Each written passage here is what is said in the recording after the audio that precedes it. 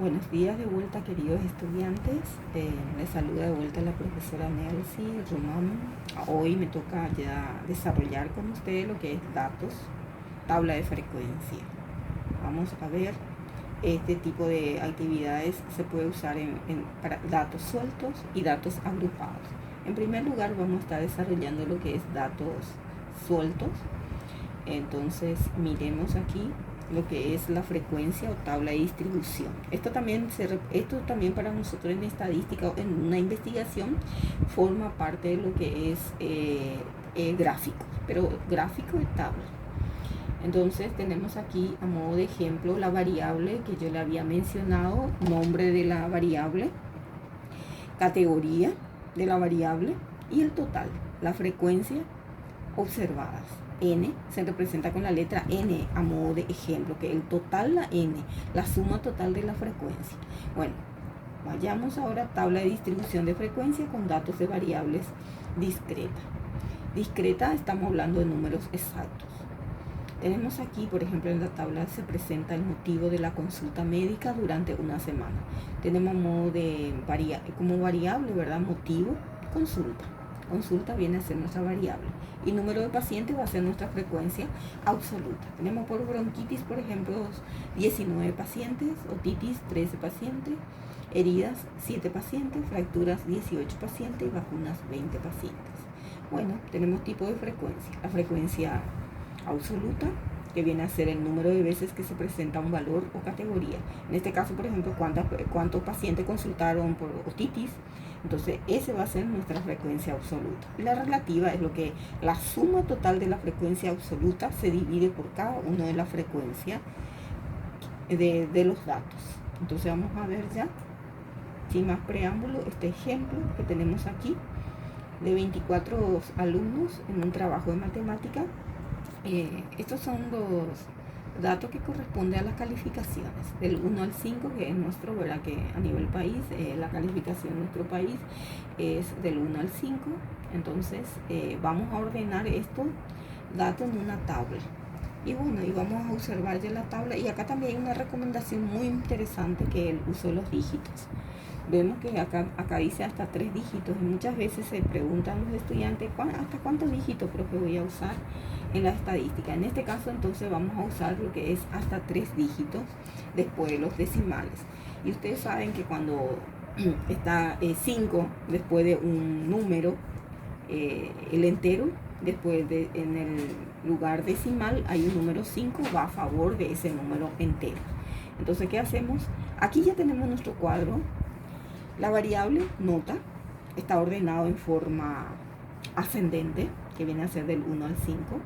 Tenemos la frecuencia absoluta, la frecuencia relativa y la frecuencia porcentual.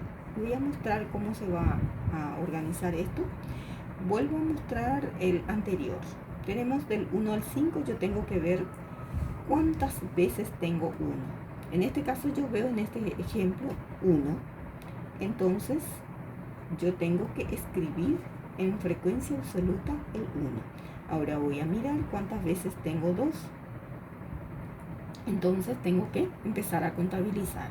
Lo bueno es que utilicen, lo ideal en este caso, utilizar diferentes colores, ya sea pincel, bolígrafo, marcadores. Entonces, para no confundirse, así que a veces lo ideal, yo también voy a dar algunas sugerencias. Acá hay pocos datos estadísticos, pero cuando tenemos 50 datos estadísticos nos cuesta más organizar. Entonces estos se van contando así, pueden contar en forma de filas, columnas, también columna, que es así, ¿verdad? En forma vertical, y en forma horizontal viene a ser las filas. Entonces vayamos a ver ya nuestro ejercicio realizado. Entonces encontramos con calificación 2, 3 estudiantes, con calificación 3, 7, 4, 5, 5 y 8. A simple vista ya podemos decir que el estudiante, o sea que la cantidad de estudiantes mayor cantidad de estudiantes obtuvieron calificación 5, entre 5 y 3 está la calificación. Y pues tenemos que promediar cuánto es el promedio general de los estudiantes. Y la frecuencia relativa, fíjense ustedes, aquí tenemos el ejemplo, 24 es nuestro total de elementos. Entonces cada uno de ellos se va dividiendo por 24. Tenemos el 1 dividido 24, el 3 dividido 24, 7 dividido 24 y así sucesivamente. Y obtenemos resultado como 0,041. Y al principio decía yo que hasta 3 lugares decimales y acá entonces estamos utilizando. ¿Qué hacemos con la frecuencia relativa porcentual? Allí multiplicamos por 100 y ya se obtiene el resultado que es en porcentaje. En este caso podemos decir 4,16%, después 12,5%. En este caso, viste que teníamos, por ejemplo, acá 1,125 y al multiplicar por 100 me da entonces 12,5. Ahí se puede redondear, pero tenemos que tener mucho cuidado porque al redondear muchas veces sobrepasa ya el 100%. Entonces lo ideal que dejemos así. En este caso puede variar la cantidad de decimales. Podemos usar 2 o un número decimales, un lugar decimal. La frecuencia relativa no le mencioné la última parte que tenemos que sumar todo y tiene que reproducir 1 como resultado. Y fíjense ustedes, 0,995 es muy próximo a 1. Entonces es equivalente. Ese símbolo que está allí es símbolo de equivalencia. Entonces vale 1. Y después con la frecuencia relativa también se llega al resultado sumando todo otra vez y tiene que reproducir 100% o aproximación al 100%, porque cuando estamos hablando de porcentaje estamos hablando de 100, ¿sí? Y bueno, y en la frecuencia acumulada, porque ya le incorporé esta parte porque vamos a necesitar más adelante. Entonces, ¿qué hacemos con la frecuencia acumulada? Se va sumando cada uno de la frecuencia absoluta. En este caso el 1 se baja en la primera línea, en la primera fila. Luego, ¿qué hacemos con el 1? 1 más 3, sumamos con este, que es equivalente a 4, 4 más 7, que es equivalente a 11, 11 más 5 es equivalente a 16 y 16 más 8 es equivalente a 24. El último elemento tiene que coincidir de vuelta con nuestro total de frecuencia absoluta. Muy bien, aquí tenemos ya la representación gráfica, tenemos los ejemplos, los gráficos que vamos a estar utilizando, viene a ser los gráficos. En este caso presento un gráfico que es, ustedes verán, ¿verdad? En las elecciones, ahora sí que en la parte del Ministerio de Salud Pública siempre dan los resultados de la pandemia, que es del COVID-19, cuántas personas, por ejemplo, a diario fueron infectados, cuántas personas murieron, cuántas personas están internados en terapia intensiva y todo eso. Entonces todo ello se puede representar a través del gráfico. Entonces un promedio general se sacan todo cuando se realiza, ¿verdad? A través de la estadística se puede hacer muchas cosas, pero sí que la estadística es una materia que es una ciencia de que requiere de una explicación al final, sí o sí un análisis. Entonces tienen que escribir, requiere de una escritura, hay que hacer hablar. El gráfico así representado está mudamente, pero nosotros tenemos que encargarnos de hacer hablar. Acá vemos los datos. Hay muchas coincidencias, pero sobre todo del medio, que viene a ser el punto medio. Aquí tenemos dos gráficos, tres luego que son igualitos.